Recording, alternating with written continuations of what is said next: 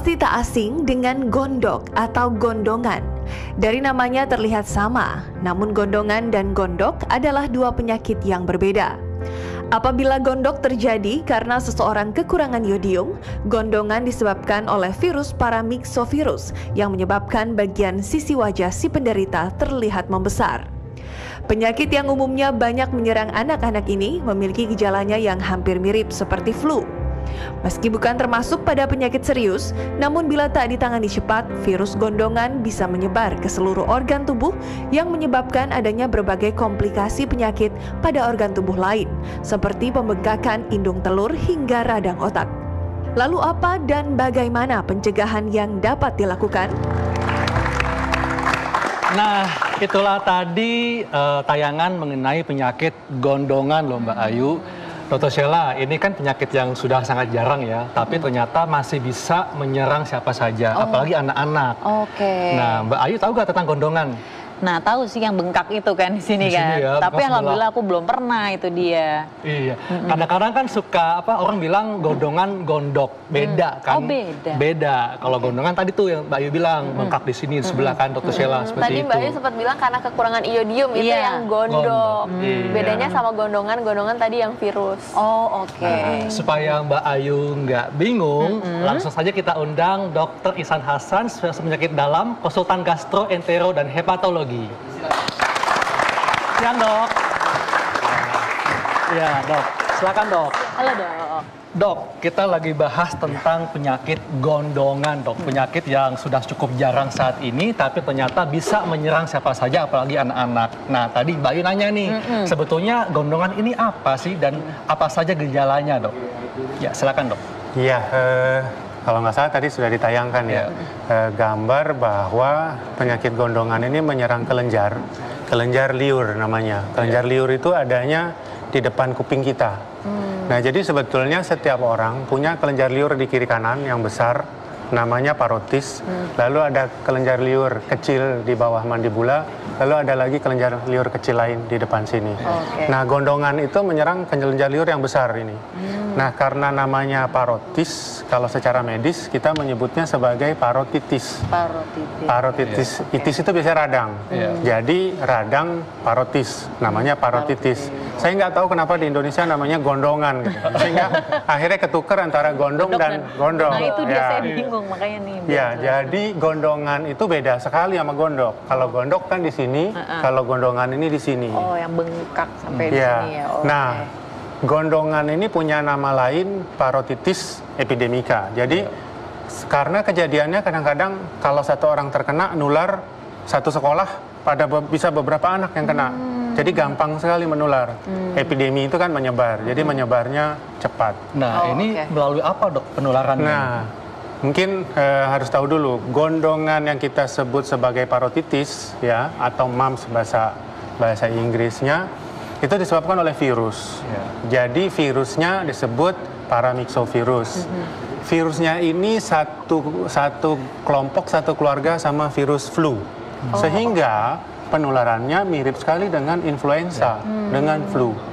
Orang gampang ketular flu, orang juga bisa ketular ini kalau ketemu virus paramyxovirus ini. Nah, pertanyaannya melalui apa? Sama seperti virus flu, karena dia ada di ludah, ini kan kelenjar ludah sebetulnya. Nah, kalau dia meludah, itu kan mengandung virus. Jadi kalau virusnya terbang, terhirup, masuk.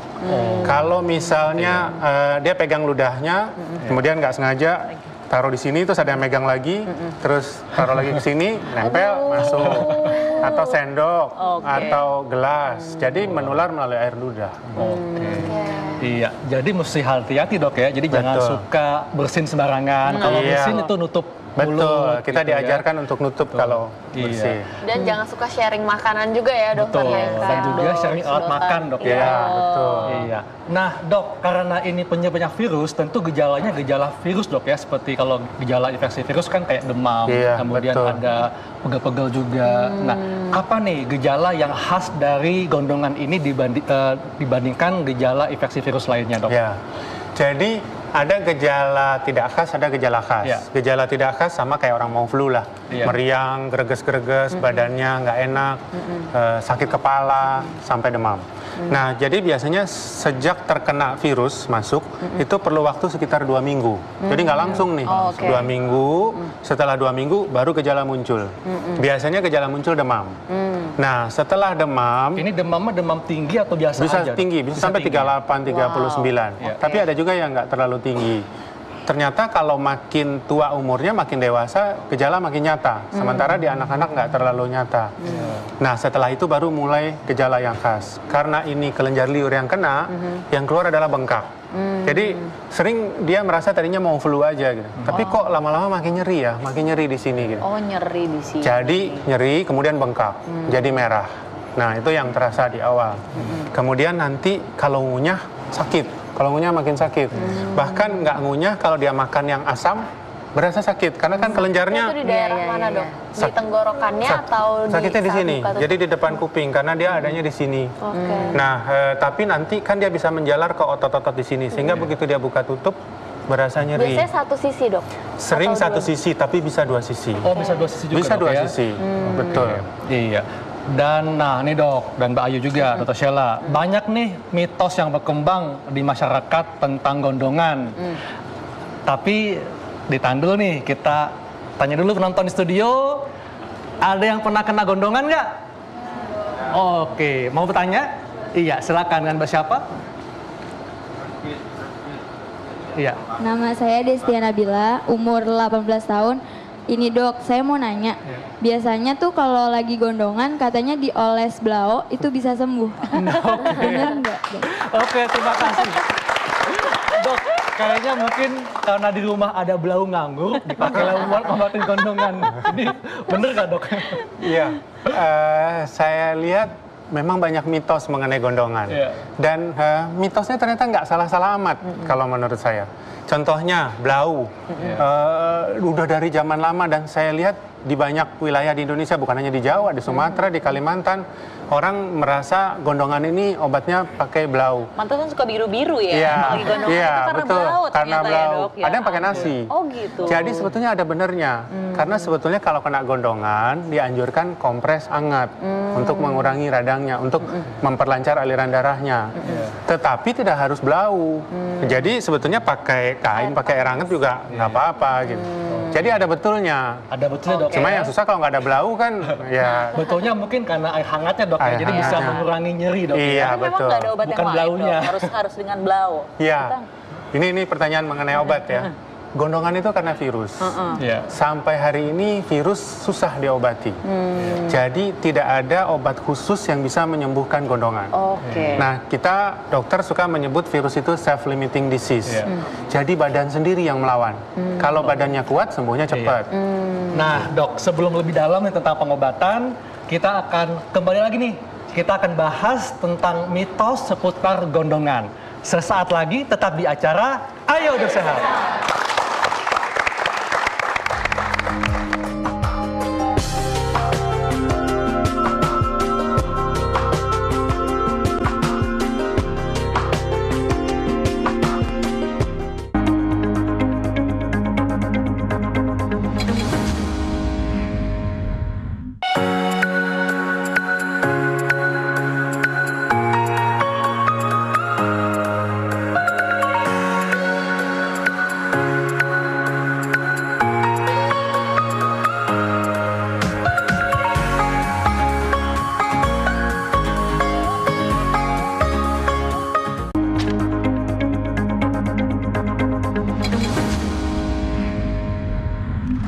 Kembali lagi dalam acara Ayo Dok Sehat. Nah dok, tadi itu sempat masyarakat ini di rumah juga berpendapat bahwa gondongan ini hanya bisa menyerang anak-anak saja, orang dewasa nggak bisa. Nah itu gimana dok? Ya, gondongan memang lebih banyak menyerang anak-anak. Tapi sebetulnya gondongan bisa menyerang orang dewasa. Semua umur bisa terkena gondongan. Bahkan seringkali pada anak-anak gejalanya nggak terlalu nyata. Pada orang dewasa bisa muncul gejala sampai komplikasi. Jadi Nah bisa perbedaan lebih. dari gejalanya Iya. itu apa dok? Ya, gejala yang nyata itu kan biasanya nyeri, kemudian demam. Nah, yang kita khawatirkan komplikasi. Komplikasi di dewasa lebih bisa muncul. Contohnya yang paling sering dibicarakan kan orang kena gondongan nanti mandul. Itu kan yang sering dibicarakan. Sebetulnya bukan mandulnya, tapi gondongan itu bisa bikin orkitis. Orkitis itu radang di testis atau radang di daerah kandungan. Tapi memang kejadian mandul sih sebetulnya nggak terlalu banyak. Tapi orang jadi takut gara-gara bisa terjadi orkitis. Oke, tapi kalau misalnya ibu hamil dok, terkena gondongan itu gimana dok? Akan mempengaruhi janin yang ada dalam kandungannya nggak? Sebetulnya janinnya nggak terlalu bermasalah untuk ibu hamil. Yang kita khawatirkan biasanya adalah komplikasi ke yang lain, karena komplikasinya itu bisa luas. Gitu. Tadi kan yang banyak disebut-sebut di masyarakat, itu mitos nggak sih mandul? Sebetulnya nggak, makanya saya katakan, mitosnya sebagian fakta. Jadi kayak orkitis fakta. Komplikasi yang lain tuh misalnya pankreatitis, radang di pankreas, sampai dia muntah-muntah nih. Dia sakit di sini tapi terus muntah-muntah. Atau meningitis, radang selaput otak, ensefalitis, radang otak, atau gangguan pendengaran di kupingnya. Karena ini kan dekat sekali ke saraf telinga.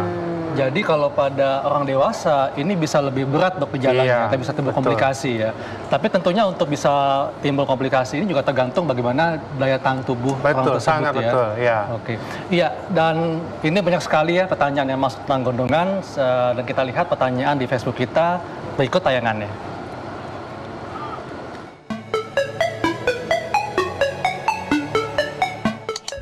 Halo dok, nama saya Pedro, umur saya 21 tahun, saya adalah karyawan swasta. Saya ingin bertanya dok, saya sering kali terkena gondongan di sebelah sini. Setiap sudah sembuh, pasti saya kambuh lagi. Kira-kira apa penyebabnya dok? Saya tidak bisa sembuh total.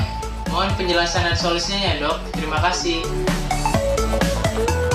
Wah, ini pertanyaannya unik dok. Kenapa unik? Karena tadi dia bilang kena gondongan lebih dari sekali nih kayaknya nih. Nah ini bisa gak dok nih? Iya betul.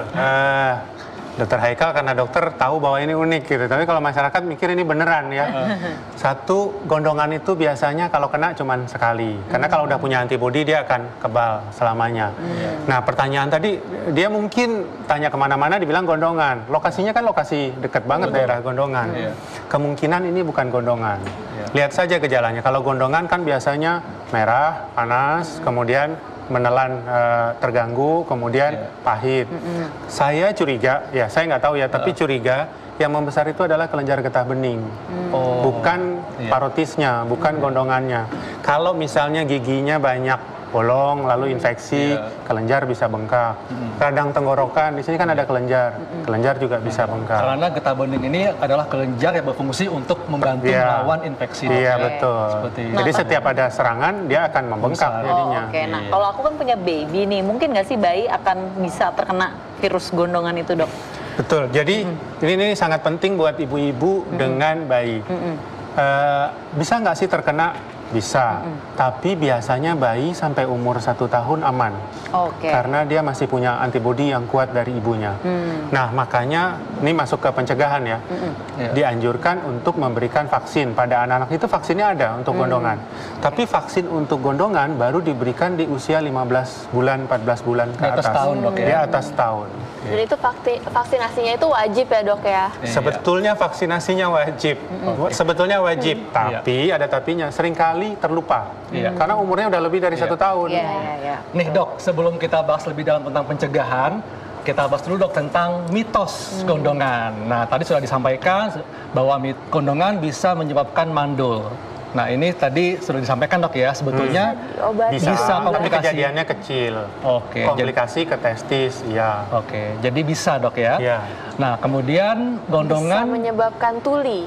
Bisa kalau kena saraf ke telinganya. Jadi bisa makanya saya bilang mitosnya banyak fakta nih. Jadi bisa dok ya. Bisa menyebabkan tuli. Nah, kemudian gondongan betul dok ya, menular lewat percikan ludah. Iya, betul. Iya. Nah, kemudian mitos atau fakta, gejala gondongan hanya berupa pipi bengkak. Ini mitos. Jadi gejala gondongan itu bukan hanya pipi, tapi tadi gangguan mengunyah, gangguan menelan, rasa tidak enak, dan demam. Jadi karena ini radang, syaratnya biasanya ada demamnya, jarang yang cuman bengkak saja. Nah durasinya itu berapa lama dok? Mungkin untuk membedakan dengan sakit tenggorokan biasa. Iya, gondongan itu rata-rata sembuh dalam 5 hari sampai 7 hari, rata-rata. Kalau lebih dari itu belum sembuh, hati-hati. Kadang-kadang terbentuk abses di dalam, sehingga harus dikeluarkan nanahnya dari dalam. Iya. Nah, kemudian mitos atau fakta gondongan lebih berat pada dewasa. Tadi benar dok ya. Dan juga tergantung bagaimana sistem daya tahan tubuhnya. Ya. Gondongan saat hamil bisa menyebabkan cacat bawaan. Pada bayi. Tidak benar ya dok? Mitos. Iya, kemudian selanjutnya masih ada mitos atau fakta. Oke, sudah selesai. Iya dok.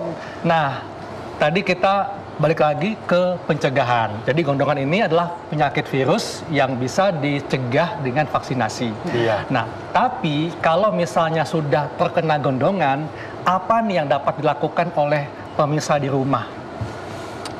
Tadi seperti kita sudah bahas bahwa ini penyakit yang sembuh dengan daya tahan. Ya. Jadi nomor satu adalah memperkuat daya tahan. Bagaimana cara memperkuat daya tahan? Istirahat. Jadi obatnya istirahat, jangan keluyuran lagi, istirahat. Dua keuntungannya istirahat.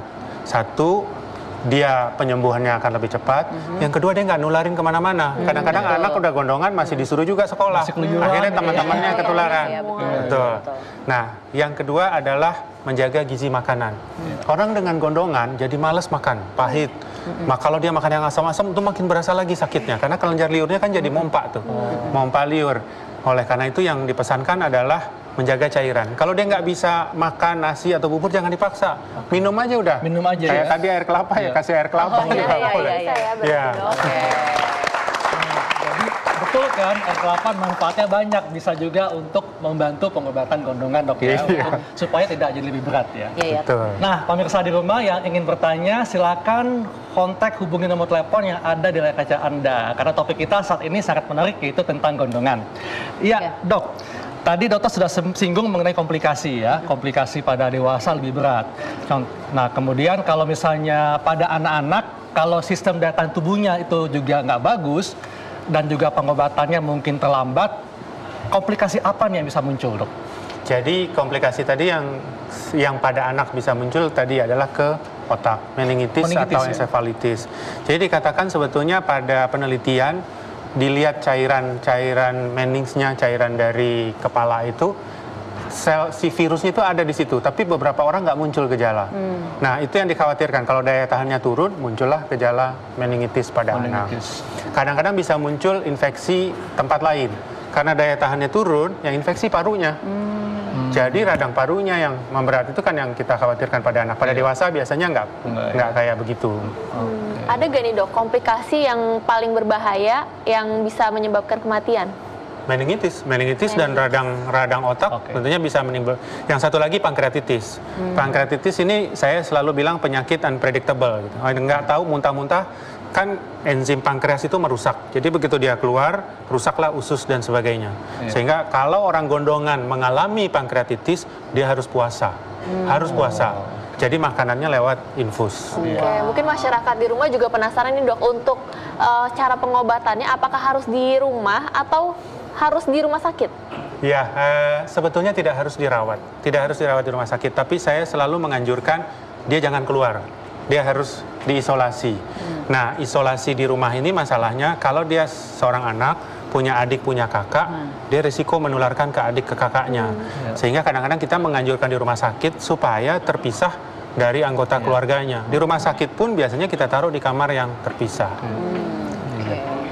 Nah, kalau Mbak Ayu, mungkin ada gak pengalaman, mungkin keponakan atau mungkin anak temannya Mbak Ayu pernah kena gondongan? Nah, ada sih waktu itu keponakan aku ya, masih ya itu anak-anak sekitar SD gitu ya. Aku ngeliatnya ya itu dia bengkak, terus biru. Bengkaknya sebelah atau dua-duanya? Dua-duanya. Terus biru mungkin ya itu karena pakai blau itu ya. Tapi yang aku tahu memang dia akhirnya mengeluarkan teman-teman di sekolahnya gitu. Makanya soalnya dia walaupun sakit gondongan itu tetap masuk sekolah, jadi teman-temannya ketularan gitu. Tapi sekarang kayaknya udah jarang ya dok ya? Ya, ini memang penyakit udah jarang gondongan karena ada vaksinnya. Tapi ya itu dia salahnya, anak udah gondongan masih aja sekolah. Nah, jadi menularkan teman-temannya malah ya. Kita angkat telepon dulu. Halo, dengan siapa di mana? Iya Mbak. Ibu Asmi di Langsa, Aceh Timur. Ibu Asmi, apa yang mau dikonsultasikan Bu? Ya. Apa yang mau dikonsultasikan Bu? Ini anak ibu kan 10 tahun sakit. Sekarang ini macam epilepsi, asal kepening ya, lihat dari awalnya 9 tahun yang lalu waktu SMP pipinya bengkak kayak bapak dokter nih cerita masih orang gondongan di pipi. Oke, waktu pas SMP ya? Pas SMP habis itu kan deh ibu bawa ke rumah sakit. Bapak itu kan ada kartu apa itu, ibu kan orang karyawan kebersihan. Ada kartu apa itu ibu bawa ke Nadine. Habis itu sampai itu ada kira-kira 3 jam. Dokternya nggak sanggup, disuruh bawa ke Medan. Di pipinya gembung bengkak, ada matanya 2 gitu kayak bisul. Oke. Lalu selain itu gejalanya ada apa lagi, Bu? Selain itu gejalanya ada apa lagi, Bu? Itulah terus matanya kan deh kan sembuh itu kempes itu yang gembung tadi matanya agak ketarik sekarang dia agak istilahnya katanya juling gitu. Tapi diperiksa ke dokter matanya nggak ada apa-apa 4 kali diperiksa. Cuma sering pening aja arah ke kiri sampai sekarang nggak ada obatnya deh. Ibu udah berobat kemana-mana deh. Oke, baik Bu, kita akan coba jawab ya Bu ya. Iya. Terima kasih Bu. Iya, silakan Dok. Gimana dokter? Jadi pertanyaannya kalau nggak salah pernah umur 9 tahun kena gondongan, sekarang sudah kempes, kemudian sekarang matanya jadi ketarik tadi ya. Matanya jadi saya nggak kurang nangkep ya. Tapi biasanya sih gondongan itu sembuhnya sembuh sempurna. Iya. Jadi kalau sembuh nggak ada masalah di kadang-kadang bengkaknya lama, dia udah sembuh tapi masih sisa bengkak. Mungkin harus dicari lagi kenapa matanya, apa betul kaitan, karena gondongan ini sarafnya sebetulnya ke sini, bukan ke sini. Berarti mungkin bukan karena gondongan Dok ya, beda mungkin ya. penyakit yang lain juga mungkin ya. penyakit yang lain juga ya. Iya. Nah Dok, kalau misalnya tadi dokter bilang bahwa gondongan itu disebabkan oleh virus, virus bisa sembuh sendiri. Artinya kalau kena gondongan maka yang dilakukan adalah istirahat. Betul. Kemudian mencukupi kebutuhan cairan. Kemudian juga mencukupi kebutuhan gizi yang baik, sehingga nantinya bisa meningkatkan daya tahan tubuh dan bisa membantu penyembuhan dari gondongan. Seperti itu Dok ya.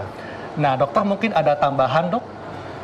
Untuk mereka yang sudah kena gondongan, itu sebetulnya udah seluruhnya. Tetapi mungkin yang harus diperhatikan adalah ada muncul komplikasi-komplikasi atau tidak. Kemudian yang kedua, mungkin ada baiknya kita menyadari bahwa vaksinasi bukan hanya buat anak-anak.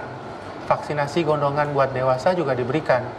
Nah, jadi nggak ada salahnya kalau melakukan vaksin. Kalau waktu anak-anak belum.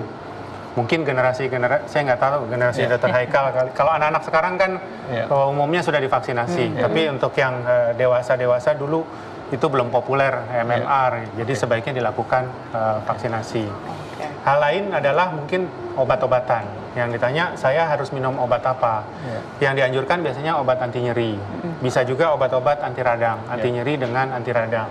Perlu antibiotik atau tidak? Saya merasa karena ini virus, kita tidak perlu memberikan antibiotik.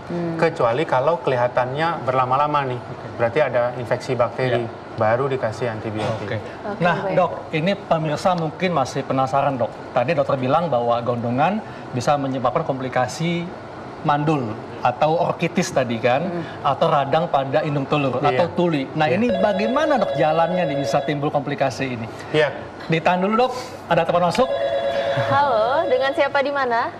Ya, saya Ibu Ani di Padang. Iya Bu Ani, apa yang mau dikonsultasikan Bu? Dok, terima kasih Dok. Saya ingin menyampaikan ini Dok dan bertanya. Semasa saya kecil dahulu, saya pernah kena penyakit gondongan ini. Kalau di kampung saya namanya dulu yaitu beku anjing.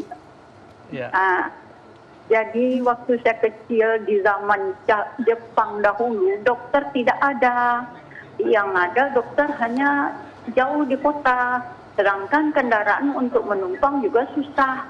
Maka saya diobat oleh orang tua saya dengan meminum air kelapa 3 kali sehari. Kemudian yang bengkak di dekat telinga itu, karena orang kampung biasanya memasak nasi 2 kali sehari, maka diambil nasi panas itu dibungkus dengan kain, lalu dibarut-barutkan ke sana. Kemudian nasi itu diberikan kepada anjing. Bagaimana itu dokter? Apakah masih bisa dipakai pengobatan seperti itu? Karena sekarang sudah banyak ada vaksinnya. Itu saja dokter, banyak maaf, terima kasih. Assalamualaikum. Waalaikumsalam. Terima kasih Ibu. Ya, dok, ini juga unik dok pertanyaannya. Ya, seru nih pertanyaannya. Ya, seru, dok. Sebagian mitos, sebagian fakta. Betul. Iya. Jadi ibu ini zaman dulu memang gondongan itu banyak karena vaksinnya kan belum ada. Ya. Jadi diobati pakai kompres tadi, nasi hangat yang ditempelkan. Nah, itu ada mitos kalau ditempel virusnya pindah kasih ke anjing, Oh, itu nggak pindah ke benar, tapi anjing. ya, Dok, Itu ya. memang saya dengar kayak begitu. Gitu. Jadi sebagian betul, Iya. mengompresnya betul. Ngompres karena bisa mengecilkan Iya, ya, memberi tapi melempar nasinya terus biar dimakan anjing, itu mitos. malah enak ya anjingnya. Kasihan anjingnya nanti Oh, gondongan iya. juga. Oke, iya dok. Nah, tadi dok tentang komplikasi dok yang tadi. Kenapa kok gondongan itu bisa komplikasinya ke kemandulan, kemudian tuli. Nah ini bagaimana dok jalan ceritanya? Permisa ingin tahu dok. Jadi virus gondongan ini bisa pergi kemana-mana. Iya. Dia bisa terbawa aliran darah, dia bisa juga terbawa aliran kelenjar getah bening. Bisa juga masuk ke saraf. Jadi tuli karena gangguan ke saraf, yang lain karena aliran darah. Oke, baik dok. Ada penelpon lagi. Halo, dengan siapa di mana? Halo. Yang Ya. punya yang telepon saya belum dijawab tuh.